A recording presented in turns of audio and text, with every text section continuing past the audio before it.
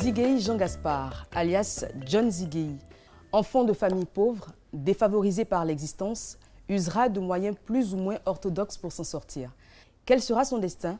Alain Tailly, auteur de John Zigueï, nous le dira dans quelques instants. Madame, Monsieur, bonsoir. Merci de nous rejoindre sur RTI 2 pour votre magazine littéraire Entre les lignes.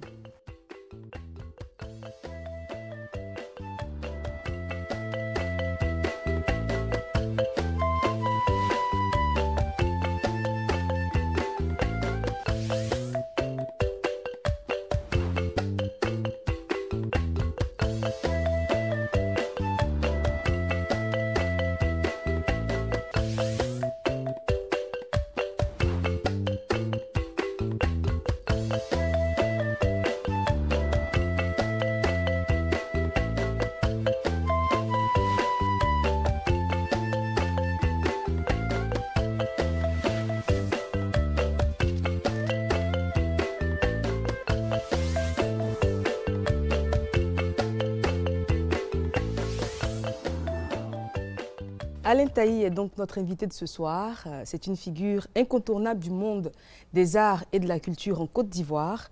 Il est à la fois écrivain, dramaturge, metteur en scène et poète. Bonsoir, rebonsoir je dirais, Monsieur Tailly. Bonsoir Ivoire. Et merci d'être présent sur ce plateau pour parler de John Zigueï. C'est un plaisir pour moi. Plaisir partagé en tout cas. John Zigueï, c'est un jeune homme qui a un départ difficile dans la vie, on dira. Donc de son vrai nom, Zigueï Jean Gaspard.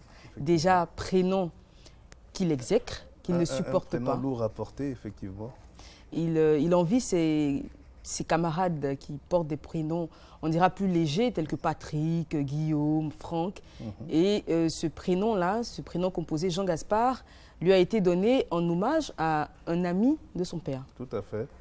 Plus précisément, en hommage au père de Anatole Kragbé. Anatole Kragbé, voilà, le bien nommé. Et donc, Jean Gaspard porte difficilement ce prénom. Et c'est le premier complexe qu'il nourrit vis-à-vis de tous les jeunes de sa génération. Les années 70, c'était les années où certains prénoms prospéraient. Cédric, Éric, Patrick, Alain notamment. Et porter Jean Gaspard, c'était assez lourd. Il naît dans une famille modeste, on l'a dit. Le père Zigueï agent de bureau, voilà, à la ville d'Abidjan. Il a déjà pas mal d'enfants. Il en a 8. En sus, il accueille de la famille, donc voilà, des neveux, des nièces. Tout à fait.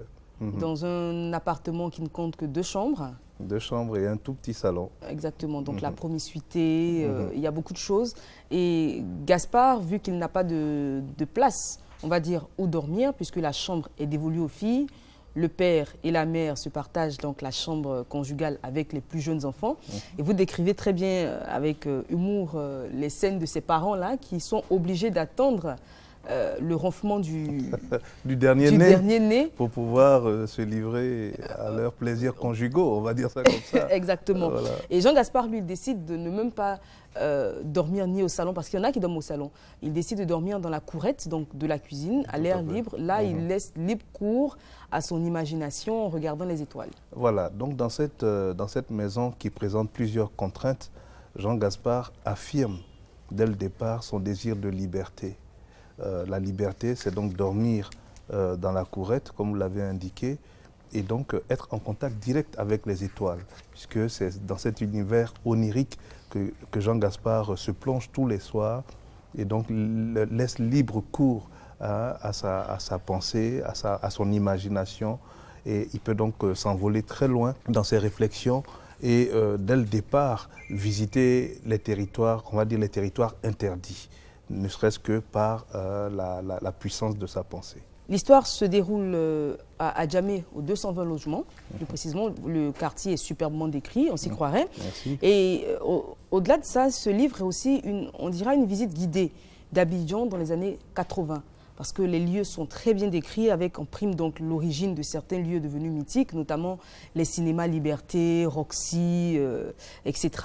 Le fameux shawarma d'Adjamé qu'on ne citera pas, pour ne pas faire de publicité, le Bracody Bar, etc. Tous ces lieux-là dont on a entendu parler, nous autres générations plus neuves, mais qu'on ne connaissait pas véritablement. On a l'impression d'être dans un guide touristique. Et c'était à noter, vous aviez cette idée-là particulière, cette envie particulière de faire découvrir l'Abidjan des années 80 aux lecteurs. Oui, tout à fait. Je crois que c'est important, lorsqu'on écrit un roman, de respecter les codes d'écriture, notamment la description, qui est quelque chose d'essentiel au roman, puisqu'il s'agit de présenter des personnages, de présenter des lieux, de présenter même un temps, voilà, une époque, à travers donc l'acte d'écriture.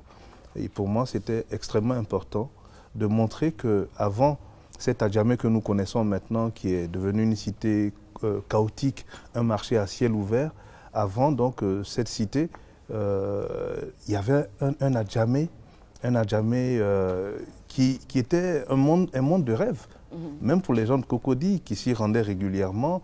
Vous avez parlé du cinéma Liberté, du shawarma. Je parlerai aussi des tours, voilà, qui formaient une sorte de trinité de la joie, où donc tous les jeunes de l'époque se rendaient pour aller au cinéma, pour aller déguster un bon sandwich, et puis après monter jusque sur le sommet des tours. On appelait cela la chambre froide, aller jusqu'à la chambre froide pour prendre un bol d'air et s'envoler. Voilà, s'envoler. Les différents cinémas qu'on vient de citer ont une place importante dans le développement, on dira, mental et psychique peut-être de John Ziguéhi, parce qu'il se laisse bercer par ses histoires, par ses films qu'il regarde. Il a l'impression souvent d'être certains de ses acteurs. Le cinéma occupe une place importante, peut-être même un rôle éducatif. Absolument. Dans l'enfance et l'adolescence de John Ziguéhi. Absolument. Le cinéma est essentiel dans la construction des jeunes urbains d'Abidjan parce que c'est véritablement le lieu où on découvre les premiers héros. On découvre les grandes stars américaines. On découvre également le cinéma chinois, notamment à travers des films de kung-fu. Et donc, les jeunes gens se projettent. Chacun se prend pour Bruce Lee ou pour Jim Kelly. Et donc, par mimétisme, donc, on s'approprie un certain nombre de caractères de ces grandes stars du cinéma. Et ce n'est pas pour rien que le jeune homme prend après le pseudonyme de John. C'était Jim Kelly, Jim Brown, Fred. Donc c'était des prénoms très à connotation anglo-saxonne. Et donc, par le phénomène de l'imitation, Jean Gaspard devient John. John Ziguéhi. Donc, on a les premiers émois de ce tout jeune homme, les premiers émois amoureux, avec sa cousine Sawa, qui l'espionne d'abord sous la douche, et ensuite avec laquelle il perd son pucelage, avec qui il a sa première relation amoureuse. Je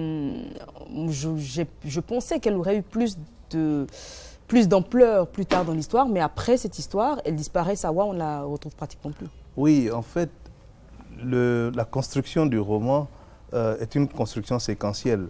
Il y avait tellement de choses à dire qu'il a fallu, à un moment donné, aller à l'économie, parce qu'effectivement, le roman a été écrit comme une sorte de film. Donc, donner du rythme à l'histoire, permettre au lecteur de découvrir en quelques séquences l'essentiel de la trame de ce récit. Et donc, on a usé par économie. Il y a des passages sur lesquels on est passé. Vous faites l'économie de beaucoup de personnages également qui arrivent, qui ont une petite apparition, puisque vous faites référence donc à l'univers du cinéma et qui repartent, notamment Anthony Lassape, par exemple. Oui, le roi de Lassape. Le roi de Lassape, par exemple, et plusieurs autres personnages. Pour revenir à l'histoire principale, donc John Ziguéhi évolue dans cet environnement-là. Il n'est pas malheureux. En tout cas, le père Ziguéhi fait tout son possible pour que ses enfants soient dans un cadre, le meilleur cadre possible. D'ailleurs, quand on l'oriente dans un lycée de jeunes nantis, le père, il se saigne pour lui offrir une tenue décente, une belle paire de chaussures.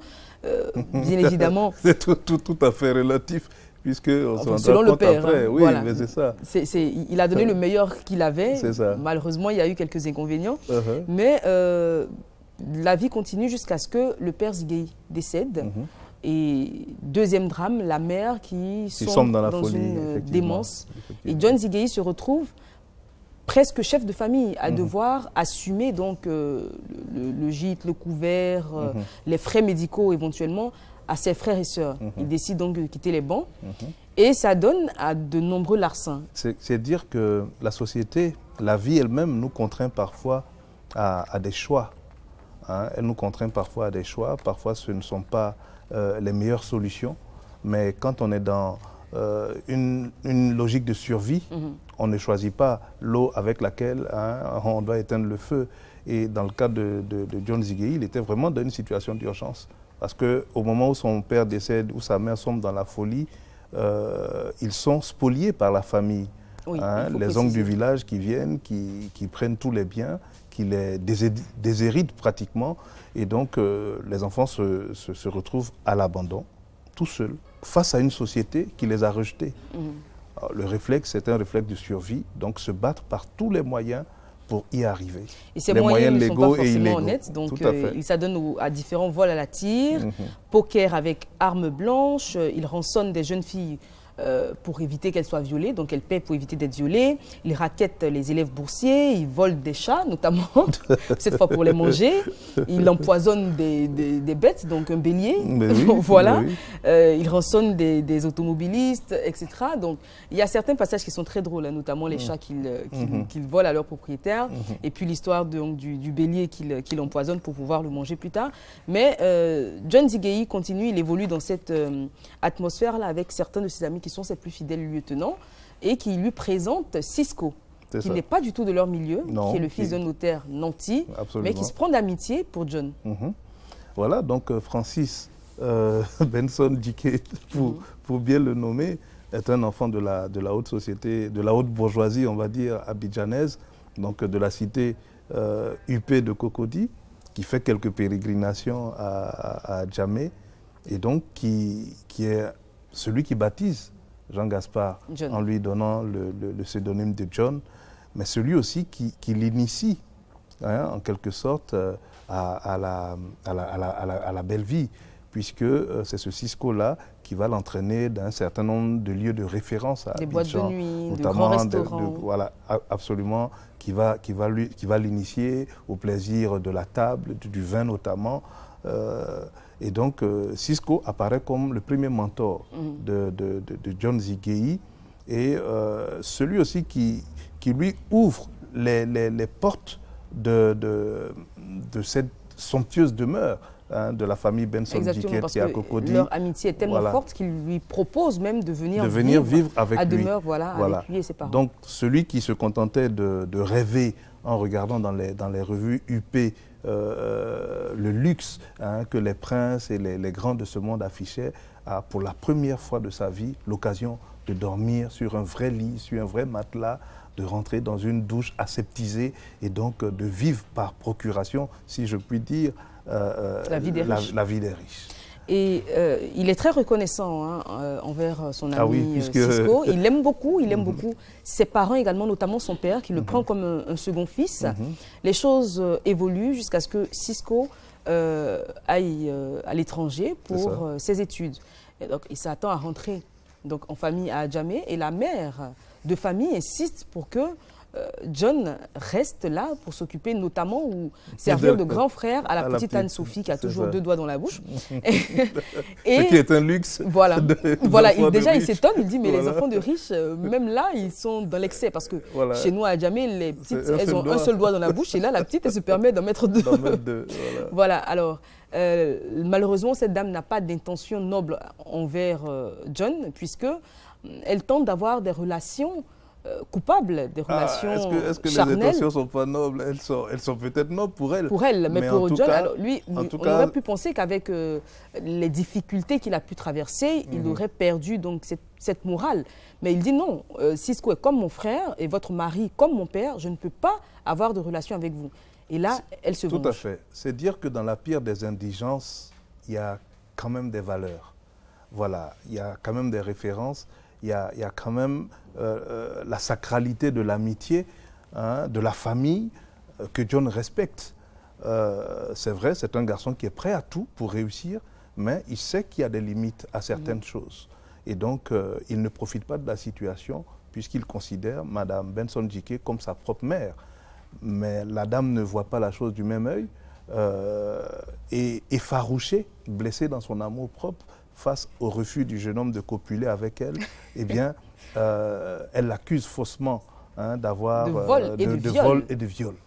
Évidemment, on sait ce qu'est la justice face au pouvoir des riches. Et donc, voilà, John Zigueyi se retrouve en prison. Et là par la faute donc de cette dame. Exactement. Et John Zigueyi le dit, il avait l'impression d'avoir vu le pire dans sa misère, dans l'indigence la plus totale dans laquelle il a vécu une partie de sa vie. Mais là, il découvre qu'il y a des abîmes et des abysses plus terribles pour un être humain. Il décrit la Maka comme le pire endroit où on peut se trouver. Hélas. Parce que il est dégradé autant mentalement que physiquement, puisqu'il est l'objet de viol. Et la scène, vous la décrivez avec justesse, mais elle est tellement horrible à lire, elle est insoutenable quand on décrit les assauts que ce Zambla fait subir au jeune John Zigueyi.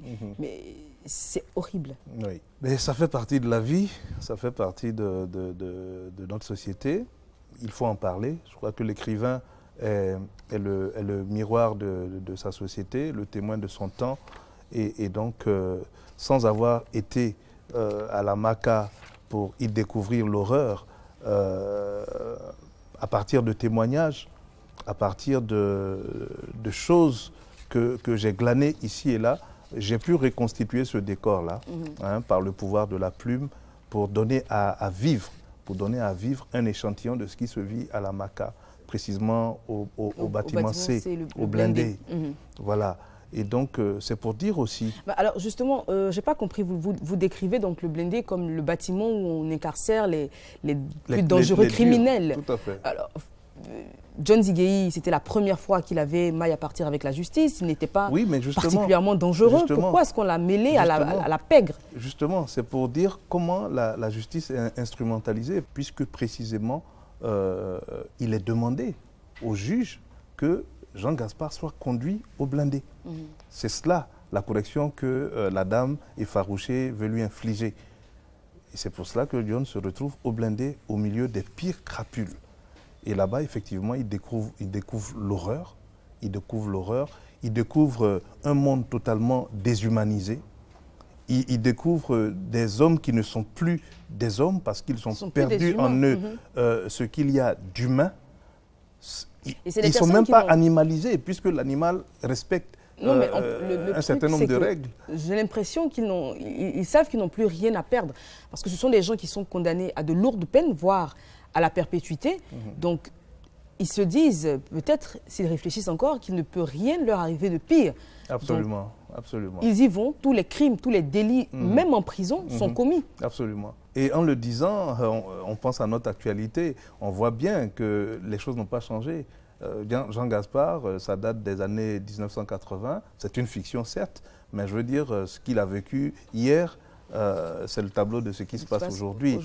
C'est pour dire que la question des prisons dans nos pays est une question importante, parce que ceux qui vont en prison, c'est vrai, ils ont fauté par rapport à la société, donc on leur donne une correction qui est tout à fait compréhensible, mais cela dit, il reste des hommes. Il reste des hommes, et donc il y a un traitement décent qu'on doit leur donner, des conditions d'incarcération minimales qu'on doit pouvoir leur garantir. Exactement. Mais quand on mange du riz avarié avec des asticots dedans, il y a lieu de se poser des questions. Exactement, la réflexion peut être menée parce que la MACA, ça veut dire Maison d'arrêt de correction d'Abidjan, mais nulle part la notion de réinsertion n'intervient. Donc pour ces personnes-là qui y sont 5 mois, 6 mois, 1 an, qui vivent l'horreur la plus totale, c'est peut-être difficile de revenir dans un environnement sain, entre guillemets, et d'avoir les réflexes de personnes normales. Ils ne vont pas là-bas pour recevoir la correction, ils vont pour être déconstruits, pour la plupart d'entre eux. C'est pour cela que des jeunes adolescents qui passent à la MACA ressortent endurcis. Voilà, ressortent endurcis et donc se livrent systématiquement au pire des crimes parfois même pour y retourner. Exactement. Voilà, pour y parce qu'ils retourner, ne se sentent à l'aise que ils construisent tout un monde là-bas. Voilà, ils sont dans une forme de solidarité aussi, la solidarité dans le mal. Voilà. Et donc, nous avons écrit cela pour attirer l'attention aussi bien des gouvernants que des familles sur un problème épineux, celui des prisons en Côte d'Ivoire. Il faut prêter une attention beaucoup plus importante à nos frères qui sont incarcérés dans des conditions parfois exécrables. Il se venge, finalement on ne dira pas comment parce que j'aime laisser de la sève pour ceux qui vont lire le livre, pour les lecteurs. Donc il se venge en tout cas de la rousse, c'est comme ça que moi je l'ai appelée, c'est comme ça qu'elle est décrite, hein, la dame qu'il a fait incarcérer à tort. Il réussit à sortir de prison suite à une grâce présidentielle. Il sort, il a l'intention d'être correct mais il n'y arrive pas. Et vu qu'il n'a pas de formation, il cherche du travail, il n'en trouve pas. Il devient un escroc cette fois-ci. Il ne vole plus, mais il anarque, on dira. Il y a une nuance nette que vous verrez en lisant donc l'œuvre. Il a un nouvel emploi du temps. Donc pour manger, il s'invite à des soutenances de thèse, il s'invite à des mariages, il s'invite dans des hôtels et il présente très bien, il a de très bonnes manières. Donc il arrive à duper facilement les gens sur ce qu'il est. Jean Gaspard, c'est le règne de la duplicité. Vous voyez bien son nom, hein, c'est un nom-programme. Il s'appelle Zigei. Et Zigei, dans l'ethnie Bété, c'est Zegei, donc le caméléon. C'est quelqu'un qui prend la couleur de l'environnement où il se trouve. Voilà, quelqu'un qui s'adapte à tous les milieux, à toutes les circonstances. Quelqu'un qui est prudent, mais en même temps qui est très entreprenant, qui sait prendre des risques. Hein, le caméléon tend toujours la langue pour prendre sa proie, même si elle est loin de lui. En tout cas, il parvient toujours à ses fins. Le caméléon a les yeux qui tournent.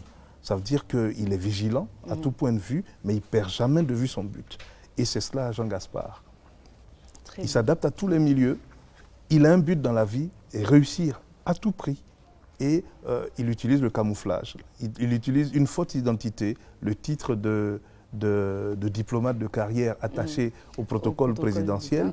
Tout cela pour se construire. Pour se construire là où la société a voulu le déconstruire. Il se donne les arguments pour se construire et pour passer entre les mailles de cette société qui lui refuse une place au soleil. Plus que 2 minutes avant de se dire au revoir, malheureusement, les bonnes choses ne durent jamais. On ne pourrait pas parler de cette œuvre, en tout cas en 26 minutes. Honnêtement, je l'avoue, parce qu'il y a tellement de rebondissements, il y a tellement de sous-thèmes qui sous-tendent l'œuvre. Il y a des personnages qui apparaissent, qui sont intéressants, qui disparaissent. Il y a des situations qui se présentent, qui sont très intéressantes également. On ne pourra pas parler de cette œuvre en 26 minutes. En tout cas, John Zigei, on a essayé de faire, de dépeindre la psychologie du personnage et les différents événements qui l'ont emmené à se conduire et à avoir l'attitude qu'il avait. John Zigei, c'est un personnage qu'on peut rencontrer partout, à Abidjan, dans toutes les capitales africaines, au détour d'une rue.